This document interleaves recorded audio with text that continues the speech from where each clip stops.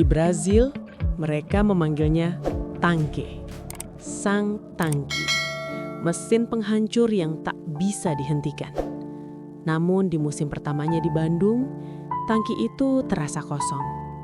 Tanpa gol, penuh caci maki, dan hampir menyerah pada keadaan. Banyak yang menghujatnya sebagai transfer gagal, tanpa tahu bahwa dia sedang bertarung dengan rasa lapar di masa lalunya. Menjadi striker Persib Bandung bukan sekedar pekerjaan. Itu adalah beban sejarah. Bagi Ramon de Andrade Souza, mendarat di Bandung pada Juli 2025 adalah awal dari mimpi sekaligus ujian mental paling hebat dalam hidupnya. Dia datang ke klub juara dengan ekspektasi setinggi langit. Namun rumput hijau punya cara sendiri untuk menguji imannya. Untuk memahami mengapa Ramon begitu gigih, kita harus kembali ke Brazil.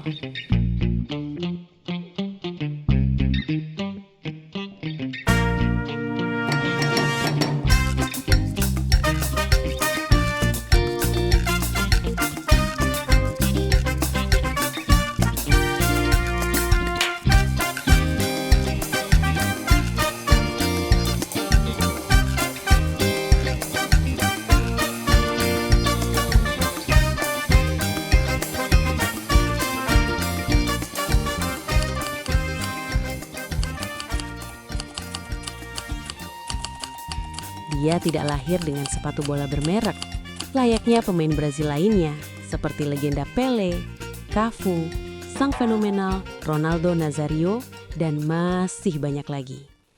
Dia tumbuh di lingkungan di mana sepak bola adalah satu-satunya jalan keluar dari kemiskinan yang mencekik. Bagi Ramon, tekanan bukanlah saat gagal mencetak gol, tapi saat melihat ibunya bekerja keras tanpa henti. Tekanan sesungguhnya adalah ketika kau pulang ke rumah, melihat anakmu lapar, dan kau tidak punya apa-apa untuk diberikan. Sepak bola itu hanya permainan. Hidup adalah perjuangan yang sebenarnya. Keinginan membahagiakan ibunya membawanya melanglang buana. Dari Liga Brazil hingga ke Kamboja, tempat ia mencetak 21 gol dalam sesiman. Prestasi itulah yang membuatnya dijuluki Tanque. Hingga akhirnya panggilan dari tim terbesar di Indonesia datang. Persib Bandung. Sambutan di bandara begitu luar biasa. Bobotoh menaruh harapan besar di pundaknya. Ramon tersenyum, ia merasa dicintai.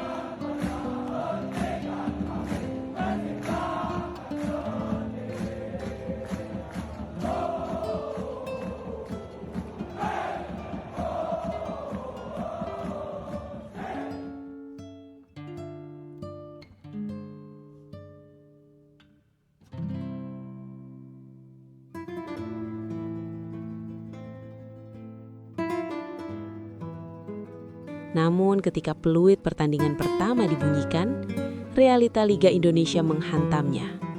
Bek-bek yang bermain keras, cuaca yang lembab, dan pola permainan yang berbeda. Satu pertandingan berlalu tanpa gol. Dua pertandingan tanpa gol. Hingga berminggu-minggu, papan skor tidak pernah mencatatkan namanya. Kritik mulai berubah menjadi badai di media sosial. Sebutan Tanque mulai diplesetkan. Dia mulai merasa asing di tengah riuhnya stadion. Di luar, dia tampak tegar dengan tato singa dan gorila di tubuhnya sebagai simbol kekuatan. Namun di dalam apartemennya di Bandung, Ramon adalah pria yang kesepian. Ribuan kilometer dari keluarga, ia hanya ditemani bayang-bayang kegagalan. Dia mulai mempertanyakan dirinya sendiri. Apakah saya masih sanggup? Setiap malam ia menatap layar ponselnya, menghubungi keluarganya di Brazil hanya untuk mendengar suara ibunya. Di saat seluruh kota meragukannya, hanya suara di seberang telepon itulah yang membuatnya tetap bertahan. Ia berjanji, ia tidak akan pulang sebagai pecundang. Ramon berhenti membaca komentar. Ia mulai datang lebih awal ke tempat latihan dan pulang paling akhir. Di bawah guyuran hujan Bandung, ia mengasah instingnya kembali.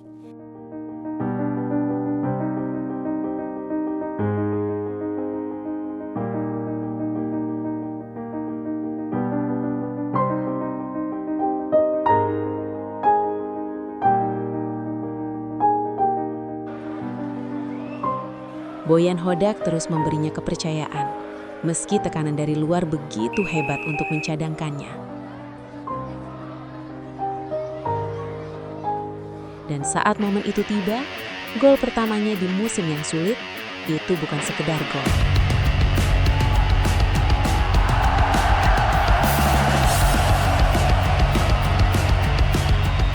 Itu adalah ledakan emosi. Tangisan yang pecah di lapangan adalah akumulasi dari rasa rindu, tekanan, dan pembuktian bahwa sang tangke belum habis. Gol itu merubah segalanya. Kepercayaan dirinya kembali, dan Bobotoh mulai melihat sosok pejuang di dalam dirinya. Perjalanan Ramon Tangke di Persib Bandung mengajari kita satu hal, bahwa proses tidak selalu berjalan mulus. Musim pertamanya yang sulit adalah api yang menempa mentalnya menjadi baja. Kini, ia bukan lagi sekedar striker asing yang mencari uang. Ia adalah bagian dari keluarga besar Maung Bandung. Dia adalah Ramon Tangke, pria yang membuktikan bahwa meski dunia meragukanmu, selama kau memiliki Tuhan dan doa seorang ibu, kau tidak akan pernah benar-benar kalah. Untuk setiap air mata di Brazil, ada senyuman kemenangan di Bandung. Bantu channel ini berkembang dengan subscribe dan juga like, jika kalian suka dengan kisah di balik jersey. Lalu, siapa lagi yang ingin kalian dengar kisahnya? Tulis di komen.